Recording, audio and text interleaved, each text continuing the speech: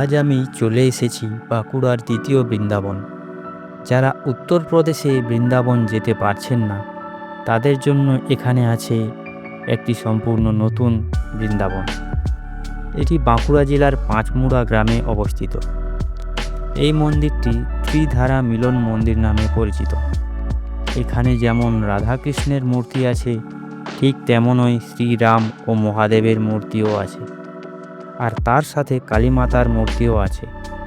অর্থাৎ বৈষ্ণব, শাক্য এবং শৈব এই ত্রিধারার মিলন হয়েছে বলে মন্দিরের নাম ত্রিধারা মিলন মন্দির রাখা হয়েছে। এই মন্দিরে আপনারা কিভাবে আসবেন, প্রসাদের জন্য কত টাকা কুপন লাগবে, কতক্ষণ মন্দির খোলা থাকে, থাকার ব্যবস্থা কি আছে, এই সমস্ত কিছু ডিটেলস আপনারা এই ভিডিওতে পেয়ে যাবেন।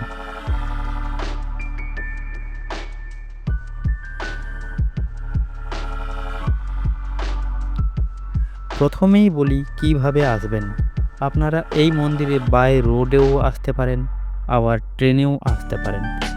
ট্রেনে আপনারা বাঁকুড়া, বিষ্ণুপুর বা নিকটবর্তী পিয়ারডোবা স্টেশনে নেমে পাঁচমুড়া আসার বাস পেয়ে যাবেন। বাস আপনাকে মন্দিরের সামনে এসে নামাবে। এছাড়া স্টেশন থেকে গাড়ি বা টোটো বুক করেও আসতে পারেন।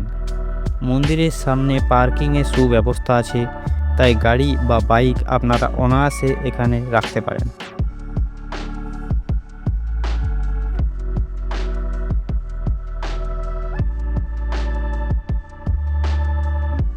এই পুরো মন্দিরটি অপূর্ব সুন্দর কারুকার্য দ্বারা নির্মিত। প্রতিদিন এখানে অনেক লোকের সমাগম হয়। আর সবথেকে বড় কথা হলো, এই মন্দিরের প্রসাদ প্রত্যেক দিন পাওয়া যায়। এখানে কুপন মূল্য মাত্র 60 টাকা। সকাল 8টা থেকে 12টার মধ্যে এলে আপনারা কুপন পেয়ে যাবেন। আমি স্ক্রিনে একটা নাম্বার দিয়ে দিলাম, আপনারা এই নাম্বারে যোগাযোগ করতে পারেন। দুপুর 1টা থেকে খাওয়া দাওয়া শুরু হয়। খাওয়া দাওয়ার জন্য বড় হলঘর ও চেয়ার টেবিলের ব্যবস্থা আছে। এছাড়া আপনারা চাইলে বাইরে হোটেল থেকেও খাবার খেতে পারেন।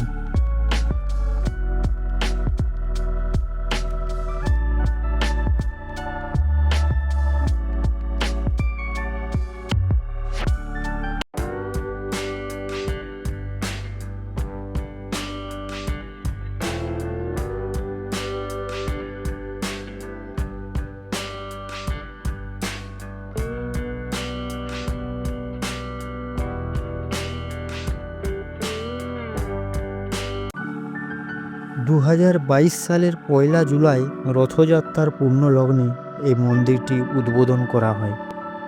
প্রায় 6 বছর সময় লেগেছে এই মন্দির নির্মাণে।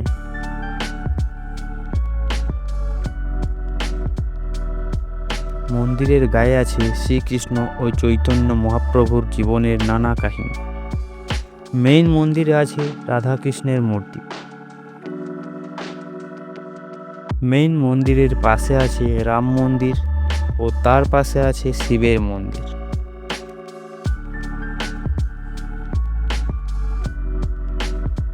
উপরে আছে কালী মায়ের মন্দির। এছাড়াও একটি বড় শিবের মূর্তিও আছে। এখানে থাকারও ব্যবস্থা আছে।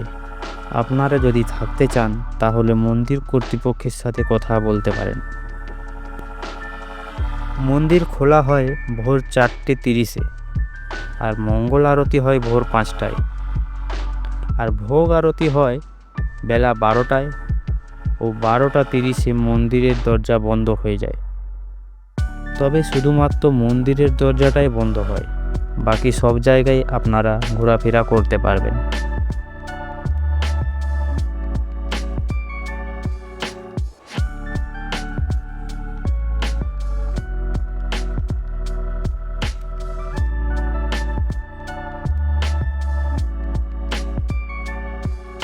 আজকে আমার এই ভিডিওটি এখানেই শেষ করলাম। যদি ভালো লেগে থাকে অবশ্যই লাইক করবেন, আর শেয়ার ও সাবস্ক্রাইব করতে ভুলবেন না। ভালো থাকবেন, সুস্থ থাকবেন। ধন্যবাদ।